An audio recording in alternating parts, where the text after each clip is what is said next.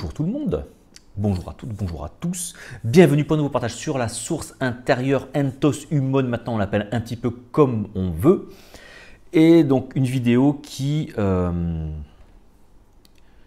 sera pas la dernière. Voilà. Que certains et certaines se rassurent. Et malheureusement pour certains et certains d'autres. Bref, une petite vidéo pour clôturer, on va dire, l'année scolaire. Les vacances d'été arrivent, l'été est arrivé. Clairement, pendant les 2 mois qui vont arriver, je ne pense pas faire de vidéo sur la chaîne, donc juillet, août. Il n'y aura pas de vidéo. Il n'est pas impossible, en revanche, selon l'inspiration qui me viendra, de faire une vidéo pour la partie membres. Voilà. Ça, je ne l'exclus pas. En revanche, voilà, des vidéos habituelles, je n'en ferai pas cet été et j'en ferai, je pense, beaucoup moins à la rentrée, ou du moins, je préférerais, je pense, me cantonner à des vidéos dites de méditation guidée parce que, tout simplement, je pense avoir fait le tour de l'approche, comment je pourrais dire ça, de l'approche analytique, de l'approche théologique, de l'approche de l'explication de qu'est-ce que l'intériorité. Je veux dire, j'ai fait, je crois, il y a en tout sur la chaîne, je crois, il y a un truc comme 150, 160 vidéos. Si je mets en plus celles que j'ai supprimées entre temps parce que ça avait trop évolué, on va dire qu'elles avaient mal vieilli, j'ai dû faire pas moins de 200 vidéos en quoi, en 3 ans et demi. Ça fait beaucoup. Enfin, je pense que c'est quand même pas mal. Je veux dire, si vous vous posez des questions, il suffit d'explorer la chaîne et de voir tout ce qu'il y a sur la chaîne. Voilà. En revanche, il faut dire aussi que cette envie soudaine là, qui me prend d'un seul coup de changer de cap, ce qui est habituel chez ce qu'on va dire des créateurs de contenu, comme puis, finalement je suis un créateur de contenu. J'ai fait un livre, je fais des vidéos, je fais des trucs, je fais des ateliers, je crée du contenu, on va dire, pédagogique, hein, bref, créateur de contenu. Et donc c'est vrai que parfois on se lasse d'un moyen, on préfère d'autres, et puis parfois on a envie de faire autre chose. Mais ce qui match entre les deux, en fait, l'espèce de temporalité qu'il y a là aujourd'hui, c'est que, comme je te l'ai dit, je pense avoir fait le tour à peu près de la question. C'est-à-dire que là, quand je fais des vidéos, je regarde un peu les sujets, qu'est-ce que je pourrais aborder, je me dis, mais ça, je l'ai déjà expliqué, ça, je l'ai déjà dit. Maintenant, si les gens ne suivent pas le fil rouge des vidéos qui est l'intériorité, qui est la mise en pratique de l'intériorité pour que chacune et chacun des personnes puissent découvrir Christ en soi, dans les profondeurs de l'âme et non pas juste dans un intellect et une croyance en Jésus et dans ce qu'on a pu leur en transmettre, je ne pourrais pas faire plus, quoi. À un moment donné, je ne vais pas prendre les gens par la main. Et comme je te le dis, il n'y a que les assoiffés qui vont à la source. Donc voilà. Et puis je me suis dit, c'est-à-dire que moi-même, je vis aussi quelque chose de nouveau dans l'intériorité. C'est-à-dire qu'il y a l'effet waouh, l'effet nouveauté. C'est-à-dire quand ça fait 10 ans, et encore je prends juste le passage religieux, parce qu'il y a eu aussi toute une recherche, on va dire, hors religion qui a eu lieu avant. Donc ça fait des décennies que je cherche le pourquoi du parce que du comment. Et en 2019, bam, ça s'incarne. Je trouve le moyen. Alors, en tout cas, je trouve un des moyens. Je ne vais pas dire l'intériorité telle que je l'enseigne, la partage, n'a pas l'exclusivité de la méthode, n'a pas l'exclusivité du divin, de trouver le divin. Il y a d'autres voies, mais moi je ne peux partager que celles que j'ai expérimentées. Je ne vais pas t'en partager une que je ne connais pas. Donc je te partage celle-là, elle fonctionne, elle est sûre, elle est solide, elle est éprouvée. Maintenant, est-ce qu'il y en a d'autres? Oui. Moi, je te partage celle que je connais. Et donc, il y a l'effet waouh, il y a l'effet nouveauté, il y a l'effet ça part, voilà, ça part. Et donc, c'est vrai que pendant un moment, tu te laisses. En fait, c'est vraiment comme un apprentissage. Vous voyez, quand j'avais fait des vidéos il y a déjà un petit moment où je disais que Dieu est un pédagogue, c'est-à-dire qu'il est humble et il aime le humble. Pourquoi? Le humble, comme je l'ai souvent expliqué, c'est celui qui est enraciné, c'est-à-dire que c'est celui qui guide, qui avance en fonction de la lumière qu'il reçoit.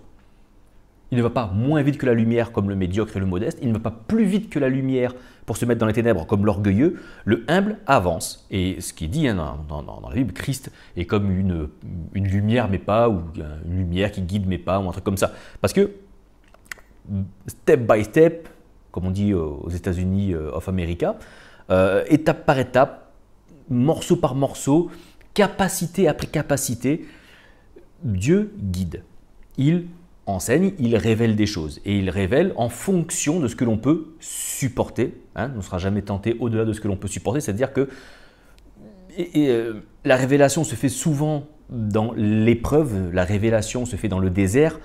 Et donc l'intériorité est comme une pratique d'une mise à mort. Hein, c'est la pratique dans laquelle on abandonne l'essence pour abandonner ses identités, pour retrouver l'individu divin, la singularité divine que nous sommes. Et donc ça, pendant un moment, tu le fais, tu le pratiques, et je le pratique encore de façon, on va dire, moins régulière. Là, ça fait par exemple, ça doit faire 10 jours, 15 jours que je n'ai pas pratiqué l'intériorité. Enfin, que je ne l'ai pas pratiqué de façon assise, yeux fermés, machin. Après, je la pratique je la mets en pratique d'une façon un peu moins peut-être rigoureuse, mais il m'a fallu cette rigueur un petit peu de forme au début. C'est celle que je partage. Et elle ne va pas d'autres personnes, c'est pour ça que dans les ateliers, parfois je vous dis, moi je vous vends, c'est gratuit quoi. Je vous transmets, je vous donne, je vous partage une méthode telle que moi je me la suis appliquée et elle a fonctionné. Donc c'est quelque chose taillé à ma mesure, je vous la transmets, à vous de la retailler, à vous voilà, de vous en accommoder, à vous de la mettre un petit peu entre guillemets à votre taille. Hein, on est d'accord. Mais voilà, il y a cet effet waouh, c'est pédagogique, tu apprends. Et c'est vrai que on se dit, on se détache du monde, on se détache des choses. Et je me rappelle de premiers commentaires qu'il y avait dans les vidéos de personnes qui me disaient, ouais, mais du coup, tu dis qu'il n'y a plus de morale, qu'il n'y a plus rien, que maintenant, en fait, en gros, on pouvait me reprocher, et je le comprends tout à fait, hein, que je partageais l'intériorité comme quelque chose un peu spirituel, qui n'avait pas de... Oui, d'accord, c'est ok, d'accord, tu fais de la méditation, mais dans les choses concrètes. Dans les choses concrètes, dans les combats quotidiens, dans ce que tu vas vivre au quotidien, comment ça se passe? Et c'est toujours, mais en fait, tu laisses la chose divine, tu laisses le divin s'incarner, faire rentrer, et il s'incarne de par lui-même. Et effectivement, ce que je remarque, c'est que j'ai compris le principe du s'incarner. Il s'incarne. Maintenant, il y a ce qu'on appelle, ce que l'apôtre Paul appelle la coparticipation. Il y a ce « je suis ». Le « je » étant, selon mes termes, selon mes mots, selon ma perception des choses, le « je » est ma conscience, mon identification, enfin pas mon identification, enfin l'identification à Christ, mais c'est l'individuation, je crois que ça existe comme terme, c'est le « je », la singularité, la conscience des choses, et le « suis », c'est l'être. C'est-à-dire que je suis conscient d'être un élément divin. Et comment je pourrais expliquer ça? C'est un peu comme le poulpe. Tu vas me dire, putain, mais c'est quoi le rapport avec un poulpe? Alors, comme à chaque fois que je fais une comparaison, une métaphore, évidemment, elle est toute relative, hein, elle a ses limites, évidemment. C'est un peu comme, il faut voir Dieu, imagine-toi Dieu comme une source électromagnétique, comme une intelligence qui se répand. Hein, c'est un peu comme un réseau informatique, comme une information qui se répand. Et nous, on serait comme des ordinateurs ou comme des cerveaux, ou comme voilà, des ordinateurs ou des cerveaux, en fait, un peu, alors pas vide, parce qu'à la base, on y est déjà, mais dans le concret, on est phagocyté parce que l'on n'observe que les choses et on a oublié de regarder à l'intérieur le programme intérieur qu'il y avait dans la carte mère. On s'est juste fié à l'écran, à ce qu'il y avait autour, à notre environnement matériel qui est autour de nous, et on s'est identifié à ces choses-là autour de nous. On a oublié, et donc on cherche notre place dans ces trucs, et on a oublié que notre place en fait a été juste dans la prise de conscience de ce qu'il y avait en nous. Et ce qu'il y a en nous, c'est quoi? Qu'est-ce qui nous fait vivre? C'est Dieu, c'est ce réseau informatique. Et alors tu vas me dire, mais il est où ton poulpe? J'en viens. nous sommes comme un réseau finalement. Et en fait, Dieu pour incarner, pas pour incarner, pour impacter, j'aime pas trop ce terme, pour être vivant, pour être réel dans le monde, pour être sur terre comme il l'est au ciel, c'est-à-dire dans la dimension spirituelle, ben pour qu'il soit tel qu'il est dans la dimension spirituelle, pour qu'il le soit aussi sur terre, il s'incarne par le biais de ces ordinateurs, de ces cerveaux que nous sommes. Et moi je me disais, mais du coup, voilà, ben on se laisse incarner, et puis c'est tout. Et puis je réalise quelque chose là, très récemment, je me rends compte qu'en fait, je ne suis pas juste une coquille. Alors, c'est pas vraiment ce que je croyais, j'exagère un petit peu pour faire le truc. C'est que j'étais certes conscient d'avoir ma conscience, et je me disais, ben voilà, Dieu va s'incarner, et puis il va le faire. Et puis il va le faire. Il va renouveler mon intelligence et il va le faire. Mais c'est pas juste, en fait, je ne peux pas être juste spectateur de cela. En fait, on ne peut pas être spectateur de cela. On l'est peut-être dans un premier temps, peut-être dans les 3 ans, 4 premières années de l'éveil, de la résurrection. Et à un moment donné, ça vient se mettre en action. C'est-à-dire que tout doucement, c'est comme s'il avait démarré le moteur et là il va s'y mettre. Alors, j'en reviens à mon poulpe. Je sais que tu es en train de me dire, tu as parlé d'un poulpe. C'est quoi le poulpe? Alors, le poulpe ou la pieuvre d'ailleurs, je ne sais plus. Hein, s'il y a des biologistes, autant pour moi, a plusieurs cerveaux. Il a plusieurs cerveaux. Il y a le cafard aussi comme ça, mais c'est moins sexy. Bon, tu me diras, entre un poulpe et un cafard, hein, je ne sais pas ce qui est le plus sexy. C'est vrai qu'il y a plusieurs cerveaux, de manière à ce que si un membre est coupé, le reste du corps vit. Le corps, l'église, voilà, tu as compris? Donc l'église, c'est quoi, entre guillemets? C'est l'ensemble des singularités conscientes du divin. C'est ça l'église. Ce n'est pas une institution. Ce n'est pas une institution, l'église. L'église, c'est l'ensemble des personnes, c'est ce réseau d'ordinateurs, de cerveaux. En théorie, c'est toute l'humanité, l'église. Et en pratique, de façon incarnée, de façon réelle dans le monde, c'est chaque cerveau, chaque ordinateur qui, poum, a pris conscience, qui a fait ce retour, cette repentance, qui s'est retournée. Donc il y a cet instant de repentance où tu prends, et ensuite il y a le changement. Donc le changement se fait, et il y a l'incarnation des choses. Et ce renouvellement de l'intelligence, je veux dire, à ce moment-là, il fallait juste qu'on soit transformé, je sais pas moi, en plantes, en minéraux, en ce que tu veux, et puis le divin faisait à travers nous. Et je me dis, mais en fait, il y a quand même une conscience qui est prise, c'est à partir du moment où tu es conscient des choses, c'est-à-dire qu'elles te donnent une nouvelle réalité. Cette nouvelle réalité, Christ qui vit en toi, c'est pas... Et en plus, c'est quelque chose que je me disais, tu vois. Et pourtant, que ça a mis du temps à réellement percer. Je me dis, ok, je suis le Christ. Je suis un Christ. Je suis le Christ Ludo. Tu as compris ce que je voulais dire. Je ne vends pas pour Jésus, mais tu as compris ce que je voulais dire. Comme vous l'êtes aussi à partir du moment où vous vous éveillez au divin. Nous sommes chacun un prénom ou Christ suivi du le prénom. Tu vois ce que je veux dire? Nous sommes tous des ouins. Et en fait, chacun va prendre sa forme. Pourquoi ça prend sa forme? Parce que, en fait, c'est pas juste le divin Dieu qui serait là, une espèce de, qu'on appelle ça là, un Goa'uld, pour ceux qui connaissent un peu Stargate, un espèce de truc, tu sais, qui se met à l'intérieur et qui pilote, et qui pilote. On peut le penser comme ça, tu vois. Dieu, c'est une espèce de truc qui se met à l'intérieur de nous, tu vois, un peu comme dans Men in Black, tu vois. On aurait un Dieu à l'intérieur de nous qu'on appellerait le Christ, tu vois, et il serait à l'intérieur de nous et il nous piloterait, et nous, on serait juste l'enveloppe qui se laisse piloter. C'est beaucoup plus fou que ça encore.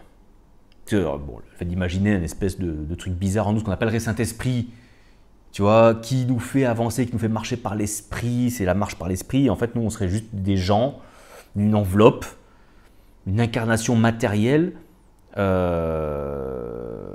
en fait, on est plus que ça. C'est-à-dire qu'on est réellement, mais il faut vraiment prendre, mais c'est un truc qui se... Parce que c'est tellement fou, le niveau, c'est que l'on est réellement ce je suis. C'est-à-dire qu'il ne fait plus qu'un. Et pourtant, je le dis. Hein. Je l'ai dit, et tu vois, pourtant, même en le disant, même moi, j'avais du mal à en prendre, pas conscience, que j'avais la conscience de ça, mais en prendre toute la responsabilité que ça a finalement. Tout l'impact que cela a. C'est-à-dire que non seulement, c'est pas juste « Ah ben je suis un divin et à travers ma joie, mon détachement, je vais faire des choses ». Alors je vais, ce que l'apôtre Paul dit, exciter à la jalousie, c'est-à-dire montrer au monde pas un caractère, mais un détachement vis-à-vis du monde, un certain détachement, montrer une différence, voilà, montrer une différence par rapport aux autres personnes. Il y a aussi le fait d'agir sur le monde. Et ça, agir sur le monde, bah, tout le monde le fait. Des associations caritatives, des ONG, les religions, tout mouvement idéologique, politique, associatif, bref, je ne vais pas tous les faire. Tout le monde, il y a plein de personnes qui ont à cœur, comme on le dit, de vouloir impacter le monde pour le rendre meilleur. Seulement tout cela, on veut le rendre... Mais c'est de bonnes... je veux dire, il n'y a aucune critique là-dessus. Hein. On veut rendre le monde meilleur selon nos critères à nous. Par exemple, vous avez des gens qui vont se percevoir... Alors, à tort ou à raison, on s'en fout. Hein, on s'en fout. Il y a des gens qui vont dire, la planète est en danger, l'on va agir pour l'écologie et faire en sorte que l'on prenne soin de la nature, de l'environnement qui est autour de nous, afin qu'il soit plus sain et plus durable. Voilà. D'autres personnes, je ne sais pas moi, vont se dire, voilà, il y a trop de pauvreté dans le monde, on va venir impacter et on va machin.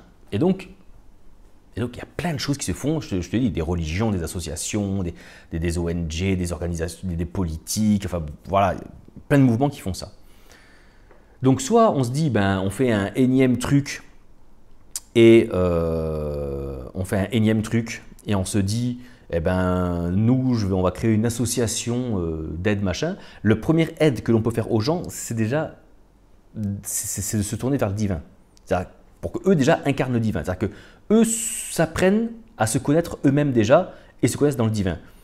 Et quand tu te connais dans le divin, tu connais que tu es le divin, une singularité de Dieu, et donc tu es comme Dieu sur terre. Dans une singularité imparfaite parce que, entre guillemets, contaminée par le péché, mais qui se décontamine, qui se purifie. Purifie par rapport à quoi? Par rapport au mélange du monde extérieur et de l'âme. Et donc, tu es en cours de purification et c'est comme Dieu qui vient vivre dans le monde. Et donc, ce n'est pas juste toi qui es piloté par quelque chose et tu vas te laisser suivre, machin. Ah, je suis inspiré et puis, voilà, il y a comme un truc qui me... Et cela, si ça vient, ça vient pas, ça vient pas. Et puis, je continue à vivre dans le monde comme si, entre guillemets, rien n'était. Moi, je prends acte que je ne crois pas à un retour de Dieu comme ça qui viendrait sur terre, là, avec des éclairs et des grands spots lumineux et dire je viens juger le monde et paf, et il casse le truc. Je pense que Dieu viendra régner sur terre lorsque chaque personne, chaque individu l'incarnera ou sera l'incarnation de Dieu comme l'était Jésus. D'accord? C'est là. Et là on dira, ah bah oui, Dieu est revenu sur terre, le Christ règne sur terre.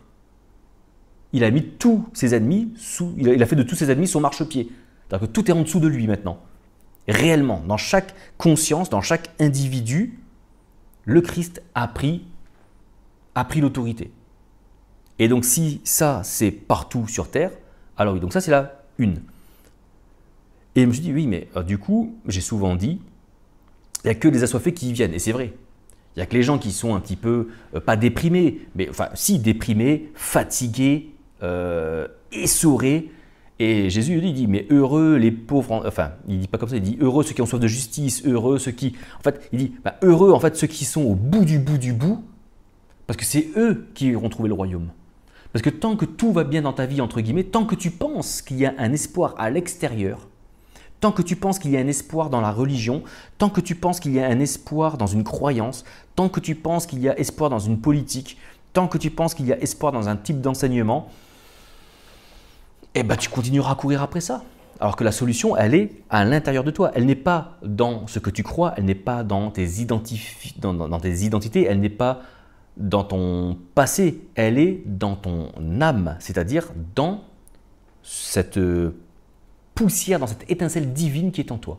Et lorsque ta conscience se connecte avec, ça permet de l'incarner. C'est un processus, c'est pas, voilà, c'est pas facile à expliquer, c'est pas facile à décrire, c'est pas facile à jauger, à quantifier, à qualifier, c'est pas évident. Je fais ce que je peux pour essayer de l'expliquer, et encore de l'expliquer selon mon expérience, qui est que mon expérience, qui n'est pas une généralité. Alors, du coup, force est de constater qu'il y a ce qu'on appelle les principes de ce monde, les autorités de ce monde. Qu'est-ce que j'appelle? Ce sont tous les principes d'autorité qui viennent prendre une autorité. Donc ça fait des idéologies, des croyances, des schémas de pensée, des modes, plein de choses, des coutumes, des traditions, enfin voilà, qui sont radicalement contraires aux principes du divin. C'est-à-dire que c'est ce qu'on appelle le mal. Mais le mal n'a pas ce que je dis de source en lui-même. Il n'est que l'absence de la révélation du divin. Donc, numéro 1, c'est penser à ça. C'est penser à ce que chaque personne se retourne. C'est penser à aller réparer le trou dans la coque. Pour reprendre la métaphore d'une vidéo que j'avais faite la semaine dernière, tu vois. Maintenant, force est de constater que dans ce monde, en tout cas en France, dans le monde occidental, c'est-à-dire un monde qui a cessé de connaître la guerre, la famine de masse, je ne dis pas qu'il n'y a pas de pauvres, mais tu vois bien que voilà, aujourd'hui, bah, tu vas, enfin, je veux dire, on jette de la bouffe, on jette des trucs. Bref, on jette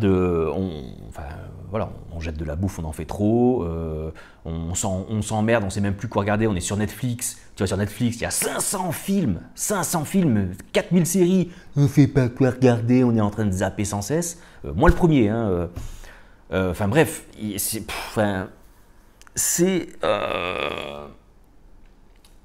on a une espèce d'abondance du matériel, une abondance du divertissement, qui fait que, comme l'homme mâle et femelle, garde au fond de lui une nature divine, en fait, il n'a de cesse que d'explorer et de créer. Tu vois ce que je veux dire? C'est-à-dire qu'en fait, il n'est jamais rassasié de tout cela. Il n'arrivera jamais à être rassasié du monde extérieur. Et donc là, il part dans des trucs un peu foufou. Ça part dans des trucs un peu foufou, que ce soit juste l'appât du gain, que ce soit dans la recherche d'identité complètement farfelue. Et je me dis, mais est-ce que juste je reste comme ça et puis je dis aux gens de continuer à pratiquer l'intériorité, ce que je ferai sur la chaîne YouTube, et que c'est vraiment sur l'intériorité, ou est-ce que je me dis, on va voir qu'est-ce que l'on peut identifier dans ce monde vraiment qui est dangereux, mais qui est... je sors un peu d'un angélisme. C'est pas que je sors d'un angélisme, c'est que j'en prends plus la mesure, on va dire, et je me dis que le truc je vais juste pratiquer l'intériorité, partir là-dessus, et de toute façon, ça se fera.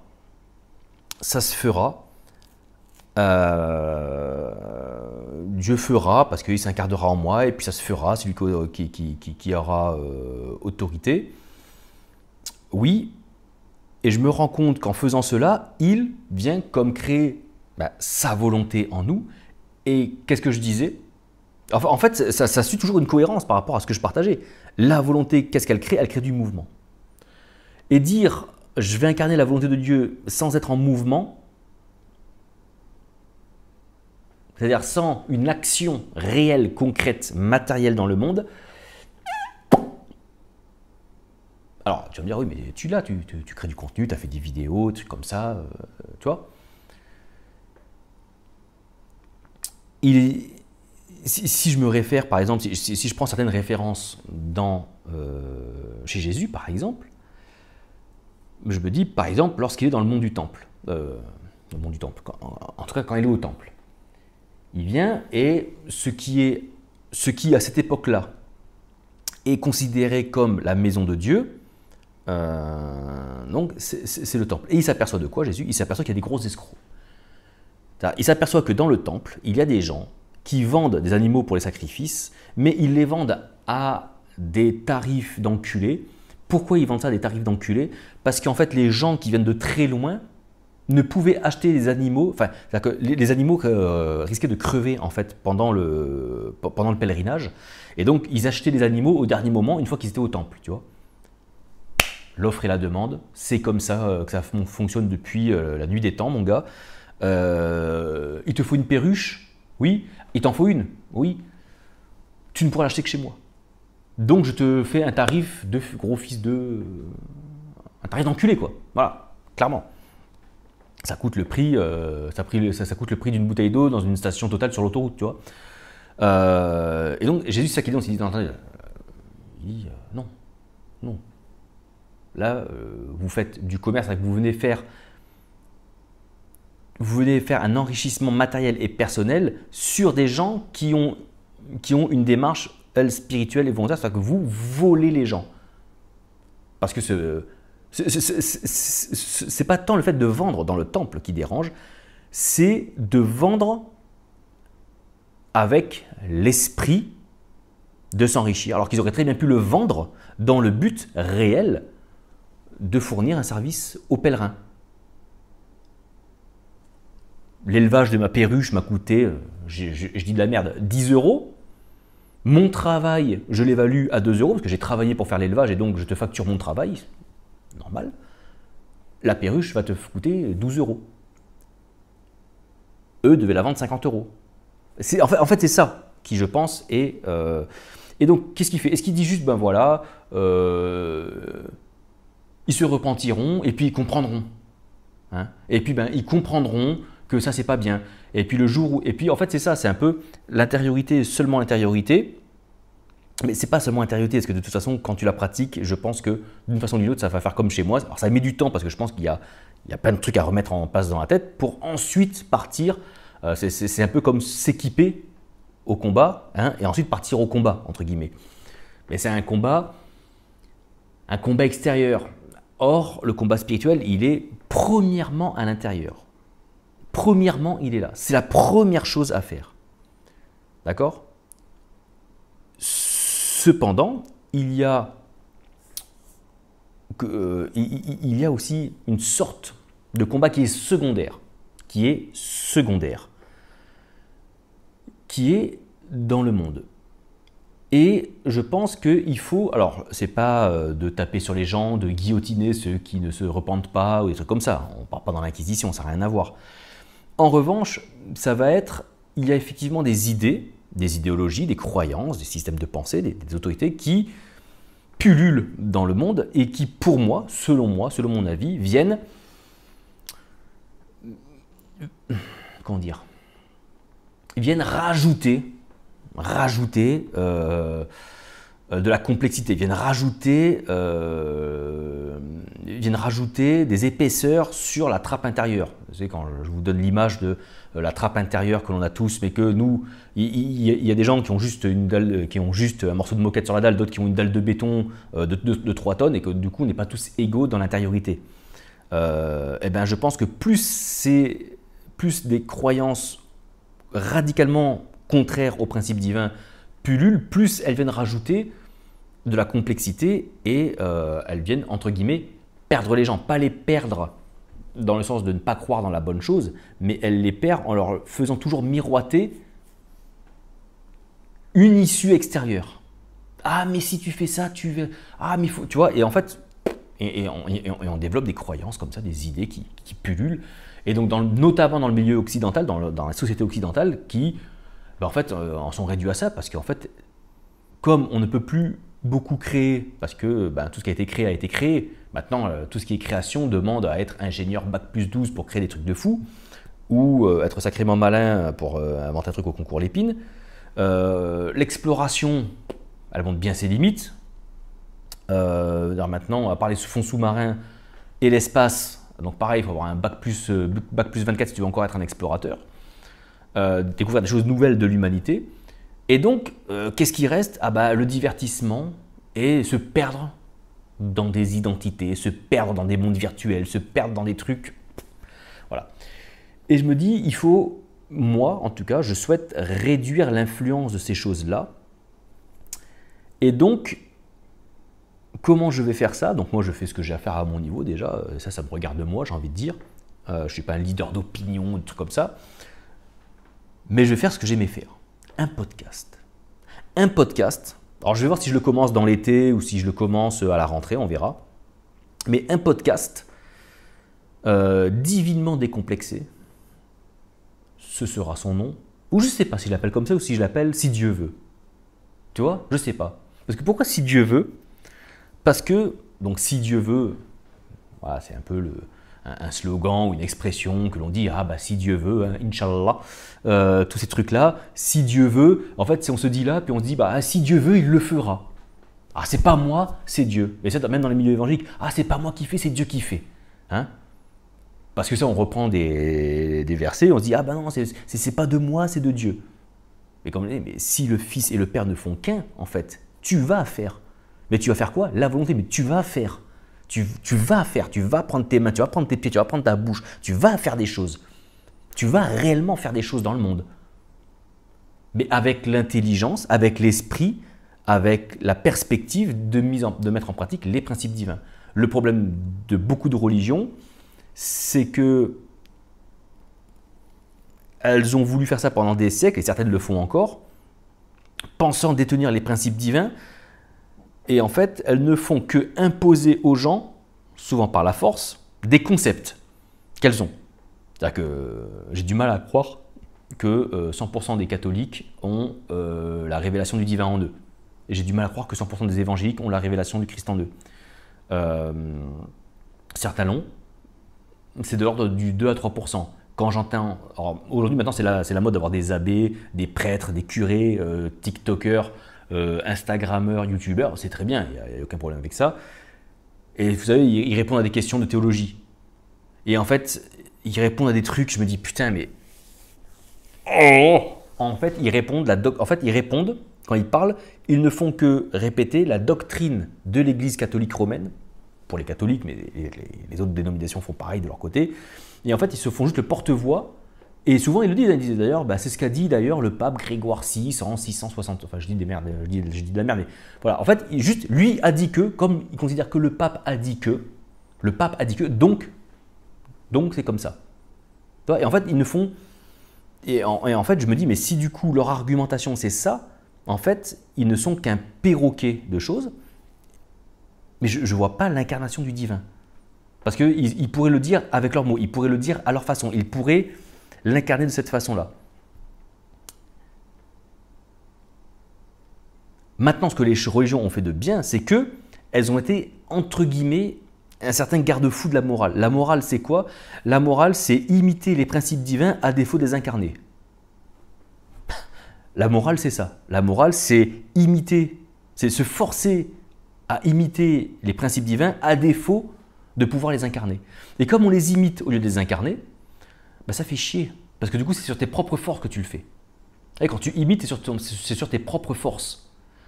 Et donc, au bout d'un moment, ça craque. Alors, tant que tu arrives à garder les gens un petit peu dans la superstition, dans une certaine peur, ça fonctionne. Et puis, quand tu arrives dans les sociétés occidentales où le progrès scientifique augmente, où on arrive à expliquer les choses, les gens ils se disent « Ah finalement, peut-être qu'on s'est foutu de notre gueule. » Tu vois? Peut-être qu'effectivement, c'est plus sympa de se détacher de ça et c'est plus sympa de vivre de nos désirs. C'est plus sympa de finalement, on se rend compte que quand on vit de nos désirs, finalement, ça va pas plus mal. Au contraire, je me sens plus léger, je me sens moins restreint. C'est moins chiant que de devoir appliquer la morale religieuse. C'est quand même plus sympa de pouvoir aller en club libertin. C'est quand même plus sympa de pouvoir se bourrer la gueule. C'est quand même plus sympa de pouvoir baiser qui je veux. C'est quand même plus sympa de faire ça. Et puis je me rends compte, finalement, ça va pas plus mal. La société de consommation de divertissement arrive. Je ne suis pas plus pauvre financièrement. Finalement, ça se passe mieux en étant en dehors de la morale religieuse, chrétienne, qu'en y étant dedans. Je me sens mieux. Pourquoi? Parce que tu étais dans une limitation. Le but maintenant, et donc le tort des religions, c'est de faire ça, et en même temps, c'est l'avantage. En fait, elles ont les qualités de leurs défauts et le défaut de leurs qualités, tu vois ce que je veux dire? Donc maintenant, règle numéro uno, c'est ne plus imiter, mais d'abord d'aller les incarner. Mais les incarner veut dire qu'il va falloir aussi les mettre dans le monde.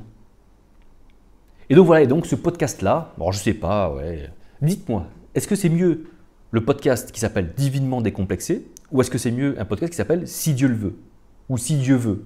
Voilà, dites-moi, et puis je vous laisse choisir le nom du podcast. Donc soit là pendant les vacances, soit la rentrée. Les ateliers de l'intériorité, eux, continueront. 2 par an, un vers novembre, un vers avril-mai. Enfin, voilà, octobre-novembre, avril-mai. Ça, je les continue parce que c'est, comme je vous l'ai dit, c'est le combat numéro 1. C'est là qu'il faut aller, c'est ça qu'il faut commencer. Mais cela n'empêche pas qu'il y a aussi cette partie-là. Et en fait, moi, je ne vous dis pas qu'il faut vous le faire. Enfin, vous faites ce que vous voulez, vous. Je vous explique ce que moi, je vais faire. Ah, ça, j'aurais peut-être dû le préciser. Attendez.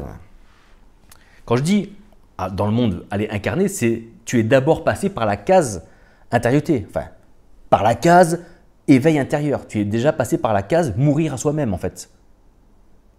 Et oui, en fait, il faut d'abord passer par cette case-là et ensuite aller dans le monde. Si tu vas dans le monde directement, comme plein le font, en fait, il y a plein de monde qui vont dans le monde directement. Ça a parfois des bons côtés, parfois des moins bons côtés, mais c'est sur tes propres forces. Tu vois ce que je veux dire? C'est sur tes propres forces. Alors que si ton action repose sur la volonté même de Dieu, c'est-à-dire je ne vais pas moi faire la volonté de Dieu, je vais la réaliser. J'ai fait une vidéo là-dessus. Je sais c'est subtil, tu vas me dire, puis là c'est la même chose, tu joues sur les mots, c'est nul à chier, tu te prends la tête pour… Non, je vous assure qu'il y a une réelle différence. Il y a une réelle différence entre faire la volonté de Dieu, c'est-à-dire on m'a dit que la volonté de Dieu c'est ça et donc je vais me l'appliquer comme ça par une discipline et je vais demander aux autres aussi de la faire parce que c'est bien pour la société. Certes, effectivement, ces principes-là sont bons pour la société. Mais si tu veux juste les faire appliquer comme ça, en limitant, en te l'imposant par une sorte de discipline, tant pis pour toi. Ça ne prendra pas, ça se cassera la gueule tôt ou tard. Il y a d'abord la mort à soi-même. Et quand il y a la mort à soi-même, donc tu ressuscites, donc tu es par l'esprit, par le mouvement divin. Et là, tu réalises la volonté de Dieu. Et pour moi, ce sont deux choses différentes. Tu vas me dire, c'est pas pareil. Je te garantis que ça n'a rien à voir. Et donc, moi, personnellement, ce podcast-là, alors, il y a ce que je fais, moi, au quotidien, dans le monde, tous les jours. Ah, mais ça, c'est ma vie, c'est juste ma vie. Donc, le podcast, tu me diras le nom que tu préfères, sera d'aborder des sujets de société. L'avortement, le mariage, le LGBTQIAA++,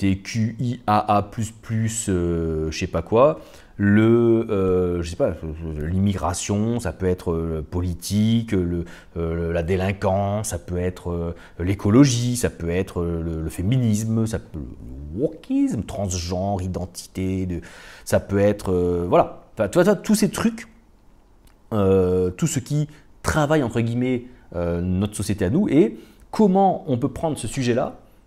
Non pas pour juger les gens et dire ceux qui font ça, ce sont des gros ce sont des gros FDP, c'est des gros enculés, ils n'ont rien compris, c'est des bandes de paille. Non, on s'en fout de ça, on en a rien à foutre. On prend le sujet, on ne prend pas les gens. On prend le sujet, on prend le thème, on prend ce qui se passe, l'idéologie, ce qui se passe, et j'aborderai et je la présenterai sous le filtre, entre guillemets, de ce que j'ai de révélation divine.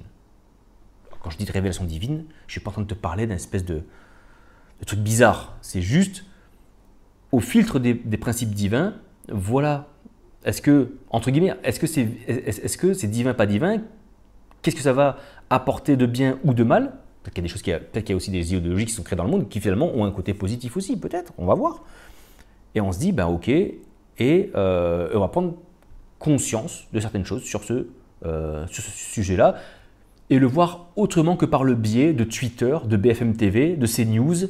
Voilà. Hein, on va le voir un petit peu sous un autre biais. Ça sera une autre vision. Il y aura les autres visions habituelles, politiques, et une vision entre guillemets divine, cosmique, universelle, christique. Appelle comme tu veux. Hein, je ne vais pas tous les faire comme d'habitude. Et donc, voilà. Et donc ça restera une vision, un aperçu, un prisme, un angle de vue, évidemment. Évidemment. Et ça permettra d'avoir encore une facette de plus. Voilà. J'avais le mot, merde, je l'ai perdu. L'information aura un nouveau relief parmi les autres que vous aviez avant. Et puis on va dire, ah bah oui, ça effectivement, on me l'a jamais abordé sous cet angle-là. On m'avait jamais révélé ou montré ce sujet avec cet esprit-là, avec cette compréhension-là qui fait ressortir quelque chose. Ah bah peut-être que je vais le voir autrement. Et à côté et en parallèle, dans mon travail d'intériorité, de mise en pratique de l'intériorité, donc dans toujours ce travail d'éveil, de mort à soi-même, et bien après on fait le lien et après vous faites ce que vous voulez. D'accord ? C'est pas pour être leader d'opinion, c'est pas pour venir vous dire de faire des choses. Comme je dis, chacun fait dans son quotidien ce qu'il a envie de faire. C'est juste, on prend des trucs et on va essayer de révéler. Et si ce podcast-là peut être un déclencheur pour certaines personnes, de se rendre compte que, ah oui, c'est vrai que ça c'est pas con, c'est qui le mec qui parle, entos humon, enfin bref, il fait le lien avec la chaîne YouTube, et puis après il fait le lien avec tous les partages que je fais. Ah ouais, mais attends, moi si je veux pouvoir impacter aussi dans le monde et avoir une vision et la vivre, non pas seulement la suivre un peu comme un religieux, comme un esclave religieux, mais l'incarner comme un Christ, je vais devoir passer par la mort à moi-même. Et après ça, il y a plein de choses qui changent dans ta vie. Moi, ça a pris 3 ans et demi pour qu'il y ait de réels impacts, on va dire, pour que ça sorte réellement, pour que ça existe. Existe. Être aussi à l'extérieur. Hein? Ben voilà, c'est un sujet complexe, c'est toujours difficile de l'aborder. Donc voilà, donc des vidéos sur la chaîne YouTube qui seront moins nombreuses, mais beaucoup plus axées sur la méditation, sur juste l'intériorité en pratique. Parce que c'est bon, je pense avoir fait le tour, donc là on va plus de la méditation. En plus, c'est des vidéos généralement qui marchent bien, que les gens aiment bien, ça aide. Et un podcast qui sera là. Et il y aura toujours par contre les ateliers. Et toujours les vidéos, on va dire, pédagogiques pour les membres sur la chaîne YouTube. Peut-être qu'un jour, je partirai de YouTube complètement, parce que l'idéal, ce serait de ne plus financer YouTube. Ça ne me fait pas spécialement plaisir de filer de l'argent à YouTube. Ils m'en donnent aussi un petit peu par le truc, mais je lui en donne aussi. Hein. Ils ne sont pas fous, ils savent très bien ce qu'ils font. Mais partir de YouTube, ça serait un peu prêcher dans le désert. Tout le monde est sur YouTube. Donc si je me mets juste sur mon site internet, personne ne verra. Il faut aller sur les places publiques, entre guillemets. Il faut aller là où il y a du monde. Eh ben oui. Enfin voilà, donc dites-moi ce que vous en pensez. Je serais curieux d'avoir vos avis, vos idées, parce qu'il y en a qui ont des idées pour tout ça. Et puis je vous dis, à plus, à bientôt, un de ces 4, vous inquiétez pas pour ceux qui pourraient s'en inquiéter, et pour ceux qui auraient voulu que je parte. Enfin, je les ai plus parce que je les banne de la chaîne. Hein, tous les messages à la con. Vous ne les voyez pas parce que je les supprime assez rapidement. Mais voilà, l'avantage du podcast aussi, c'est j'ai pas géré tous ces commentaires à la con. Voilà, déjà, je perds plus de temps maintenant à y répondre. En plus, je les supprime. Oui, je les supprime, c'est ma chaîne, je fais ce que je veux. Je les supprime et les gens, je les enlève. Ils n'aiment pas mes vidéos. Je ne vais pas les infliger, donc je les aide. Je les aide en les bannissant de la chaîne. Comme ça, ils ne voient plus ma chaîne, ils ne voient plus mes vidéos et leur vie est meilleure. Je rends leur vie meilleure à ces gens-là. Toi, aime tes ennemis. Je le mets en pratique.